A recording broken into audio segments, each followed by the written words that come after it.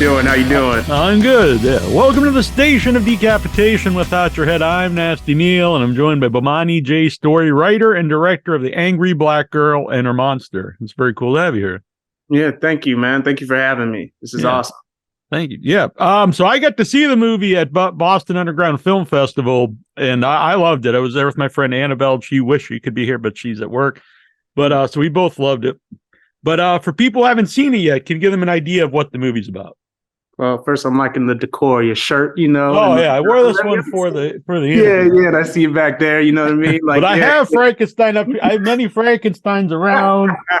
I am a fan of Frankenstein. Yeah, there we go.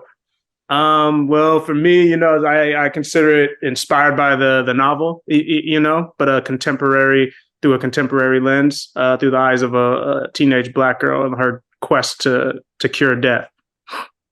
Yeah, and so right away when I hear that, I'm excited. And the title right away was really interesting to me.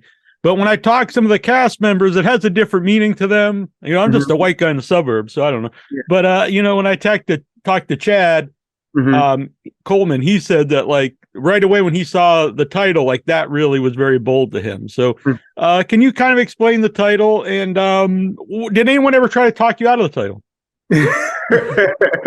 I mean, there's a little bit of pushback on the title at times, you know, but I think overall people started to, you know, get on board with it because I think it breathes its own life and means different things to different people. Whether that's them accepting the title or, you know, or honoring it or wearing it as a badge of honor, you know. So I enjoy that it has many different meanings to different people, you know?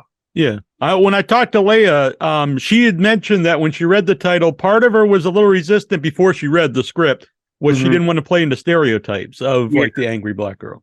Yeah. She told me that too. And when she said that, and she, you know, because she was very vocal to me about that, you know, she said the same thing where she was like, oh, I don't want to play a stereotype because the title, you know, before she read the script, but then she read the script and she started, you know, reading it and she was just like, oh, you know, from what she told me, you know, she was like, she's not, she felt like the story kind of had its own thing to it. You know what I mean? A lot more nuance and like dimensions than what the title might be necessarily saying and stuff like that. So, and then she started to kind of own it, you know? Right. The title, it was like, so that was when I knew. I was like, oh yeah, you know, we got something here. Because if she's riding on it, then there we go. And she's great in it. Now, was she someone like you had in mind, or did she hear about it and come to you? Like, how did she get involved? She auditioned. She came in and auditioned and just smacked it out of the park. She was incredible. I couldn't have been happier with her performance, you know, and yeah, I was very fortunate to have her be a part of this project because, you know, as you know, she's a BAFTA award-winning actress. Shout out to Leia, you know, the queen. So I was very fortunate to have her on this.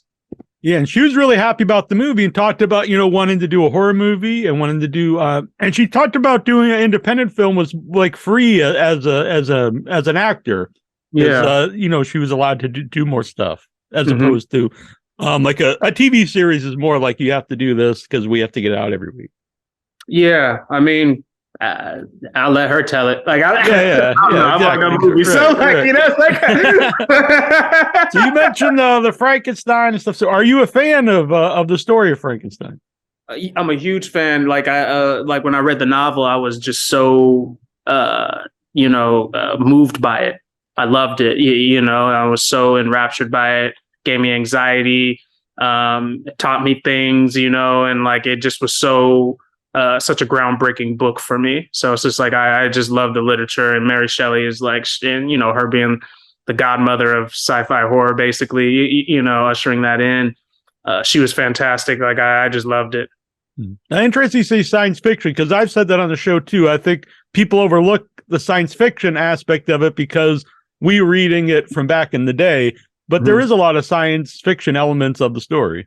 Yeah, no, 100%. I mean, there's parts where he's like looking at corpses and watching them decay to like understand them and shit like that. I think in the book, there's like whole pages dedicated to that. So No, there's definitely a science to it. And she was like genre blending, which was crazy, back then. Yeah. Well, interesting you bring that up because your movie, so it's a combination, a lot of social commentary, but it's also, the heart of it's a horror movie, which is something that I like at festivals because it's a lot of times the stuff that doesn't really fit into one genre. Mm-hmm. So, but at the same time, when you're making something that, is it hard to keep it like, so you don't want to go too much horror, you don't want to go too much social commentary because it's still going to be an entertaining film to balance those two things? Yeah, I mean, I always kind of find it's always a challenge even to balance like two genres, so it's always going to be a challenge and, it may work for some people, and it may not for others. Like some people don't like genre in general. They just don't like to be fucking bothered. They're just like, man, just like give it to me straight and stop fucking around. You know what I mean? So like, but I'm a big fan of genre blends. I think it creates interesting things and allows you to toy with things interestingly. So yeah, it's a tough trick, and I hope it works for people. Yeah. And really, though, I think most genre like stories always have a lot of social commentary in them. It's just sometimes people don't know it, I think. Yeah, no, I think like there's been like rumblings of people getting upset over social commentary and like. Yes, I see it a lot on social media. Yeah. Yeah, and I'm always kind of just like I'm a little bit weirded out by it because it's literally always been there. And all of like, and I don't want to say all, but it's like in the majority of these classics, there's messages in the middle of them. It's like I think about the original Black Christmas, and there's like a pro-life, pro-choice argument happening smack dab in the middle of that fucking movie. And that's one of the one of the kings of like one of the godfathers of like horror, 70s horror, or even like. Even when I think about Halloween and, what it has to do with that, like serial killers, like those last shots of just like, going through the empty suburbs and wondering where the serial killer might be. You know what I mean? It's just like, what does it have to say about, that? Or I was talking to someone else on, another podcast, and they were talking about how the torture porn era was a reaction to like Guantanamo Bay and stuff like that, and so it's like, it's just always been there. It's like, it's always kind of been there. So it's kind of, it's really wild to me when people kind of start talking about that stuff. And even in just a lot of literature that I read, even like something like Les Mis, it's just like that entire book is just a giant dissertation, criticism, and love of France. You know what I mean? Like that's what the fuck it's about. It has those other parts of it, but it's just like if you actually read the book, you completely see that just this guy was very like obsessed with criticizing France because he believes it can be better, so like whether that's from the sewer system, to like the fallout of the war. So I just kind of get strange. I think it comes from a place of ignorance, honestly. Yeah, I remember even having arguments on Facebook over when the new Twilight Zone started, and they were like, "Oh, it's just all this woke social I was like, "Have you ever watched the original Twilight Zone?" Like, that was the whole point of like every episode. Yeah, and the formation of the show. Yeah, I was like, it's that's insane. Like, that's like when it's going too far. I'm just like, Twilight Zone is literally that, and I mean, the original Star Trek, the original series. Like it's insane. Yeah. That was another one I had arguments about because they're like, well, but it's not as obvious today. I'm like, have you seen the episode where one guy's face is white? And they argue like that's pretty obvious of what they're what the episode's about. Yeah, they're pretty forefront with it. It's insane. It's absolutely insane. But whatever. So Chad Coleman's great in it, and I had him on before I got to see the movie, so that was kind of weird. But he was like really talking about it. So his involvement, and it's kind of a combination of his two of the things he's really known for, The Wire and The Walking Dead.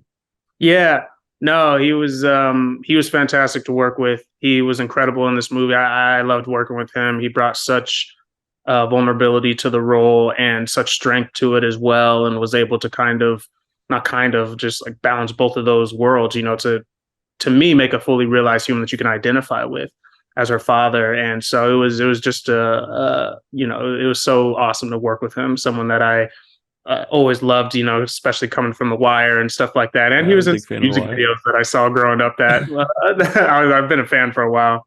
Yeah. So did you read the Frankenstein novel before seeing any of the movies, or did the movies lead you to the novel? No, I read the novel before I saw any of the movies. Yeah, yeah. And then your movie is told through the eyes of the doctor, which Mhm. the novel is really through the eyes of the monster. And also in most of the stories, the doctor is more of the villain, and I think your doctor is more nuanced than black Yeah. and white, as opposed to, more gray area than black and white. Yeah, no. Well, actually, I was like, I'll push back because I do think the novel is through Victor's lens. Like, I think that the novel, that's one of the things, one of my goals for this movie was to bring that back. I feel like with a lot of interpretations and reimaginings of this story, people really get caught up in, the monster, and they forget that this story is actually about the rise and fall of Victor. That's what the story's actually about. The monster is off screen for a really long time in the book, and then he comes back and has like a giant tells his story, but compared to how long you're with Victor, that's nothing. You know what I mean? So I really wanted to bring that back and also humanize him, or her I should say in this case, like, and to really bring back this mad scientist character and ground it and humanize her and really justify her motivations, the same way I felt when reading the novel. Like, when I read the novel, I never felt like he was a ridiculous character. I felt like he was grieving. It's like, because in the novel he loses his mother at a very young age, and like he's dealing with a lot of stuff during that time. I think even the plague was fucking going around, probably. Like, it's like, you can fact check that, but Yeah, right. yeah, but it's just like he was in during dark times. So yeah. And I always think that's the best villain, or most interesting, is ones that they're right in their own mind. Mm-hmm. Mm-hmm. Absolutely. Absolutely. So the festival run, what was it like to see your first feature film on the big screen with people? It's been awesome. I mean, the way it played at South by Southwest, and the way it's been playing for these audiences like Milwaukee and Minneapolis and even Canada, and Jim Thorpe, and in Atlanta, like seeing the crowd, like I didn't know if like the movie could do that, like make people react a certain way. So I thought that was awesome. When you talked about kind of blending the genres, so when you went to festivals, was that because there are specific festivals for horror and underground films and stuff? So you even picking the festivals that you thought it would play at was how was that decision? I mean, it's tough because, like, as a filmmaker, look, man, I'm just trying to get the movie seen. Right. You know what I mean? And like, I'm not really in a position to try to, put, walls up and try to kind of be like, well, here and there, it's like, Yeah. because I'm just I'm just hoping to get seen, and I'm hoping the audience is touched by it, by the film. So like for me, it was like I was throwing a wide net. It's like I understood that it was, within the horror genre. You know what I mean? So it's just like I'm not going to miss those festivals. But I'm throwing it out there because I'm just trying to get the movie seen. So it's like that's the goal for, at least for me. It's like I want people to be moved by it. Yeah. Well, I really loved it, not just because you're on the show. Like I really I really liked it a lot. Yeah. And, so when will people be able to see it on a wider platform? Yeah. So it'll be coming to theaters June 9th, baby. So, check out a theater near you. I should be playing in a theater near you soon, June 9th. And I watch everything, at home it's sometimes, but there's no better way to watch a movie than on the big screen. I go weekly to everything. So yeah, please, everyone, it's like, if you can, go out and see it in theaters June 9th. I promise you it's worth it. You won't get a better experience.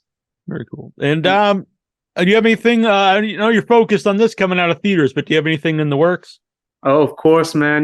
My next film, it's like I got a script The best way I can explain it is Juice meets Lord of the Rings. Interesting. More genre blending. So Yeah. A little bit more genre building, fantasy / dark fantasy. You know, imagine two blurs from the suburbs find Gandalf's staff and a book of spells. I'm all about this. I'm an old Dungeons and Dragons guy growing up, so more stuff that I'll be looking forward to. Yeah.